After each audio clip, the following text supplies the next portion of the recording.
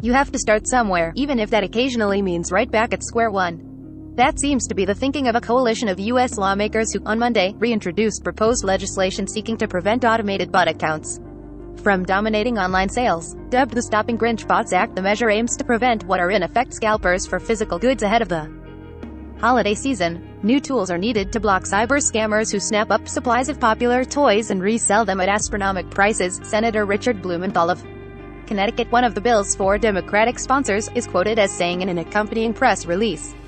And while the spirit of the Stopping Grinch Bots Act may be in the right place, as it was the first time it was introduced in 2019 before dying in the House, experts who support the effort caution that without strong follow-through from officials like the Federal Trade Commission, it may not be enough to combat a problem exemplified by sold-out Nintendo Switches and impossible-to-score PS5s.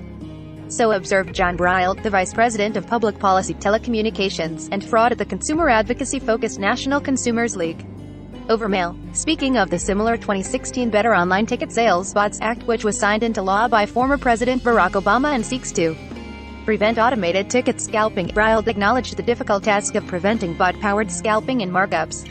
While both the Bots Act and the Stopping Grinch Bots Act are important consumer protection bills, we would be the first to acknowledge that they aren't silver bullets to the bots problem, he said. Whether you're talking about the Bots Act or the Stopping Grinch Bots Act, their efficacy in addressing the bots problem is only as good as the resources devoted to enforcing them. Indeed, without proper enforcement mechanisms, measures like the Stopping Grinch Bots Act are destined to languish. That's assuming they even get signed into law in the first place. This concern, highlighted by Brile, is based on recent history. Specifically, the Federal Trade Commission only announced its first Bots Act-related enforcement action in 2021. That case, which saw the FTC levy millions of dollars in fines against automated ticket resellers, is specifically what the Bots Act was designed for. That it took years for the FTC to make such a move highlights the fact that the Stopping Grinch Bots Act, like the Bots Act before it, won't do anyone any good if the powers it grants are rarely, if ever. Eric Budish, a professor of economics at the University of Chicago's Booth School of Business, expressed a similar thought over email. Like the NCL, Budish, who in 2019 gave an FTC keynote on the online tickets market, said he supports efforts like the Stopping Grinch Bots Act and emphasized the importance of action. Bots harm consumers and undermine retailers' efforts to sell their product the way they want, he said. I am not a lawyer, but making a harmful practice illegal does seem like a useful step on the way to curtailing it. Enforcement will also be key.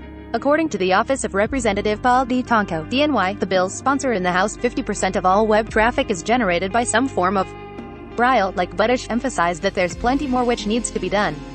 As we have testified in the past, anti-bot legislation should be one part of a broader set of reforms that increase transparency and accountability in the ticketing marketplace, he said. In other words, stopping unscrupulous bot-armed scalpers from buying up sought-after goods is something that will likely remain on many people's holiday wish list for years to come. But, with the Stopping Grinch Bots Act, at least our elected officials have made that wish explicit.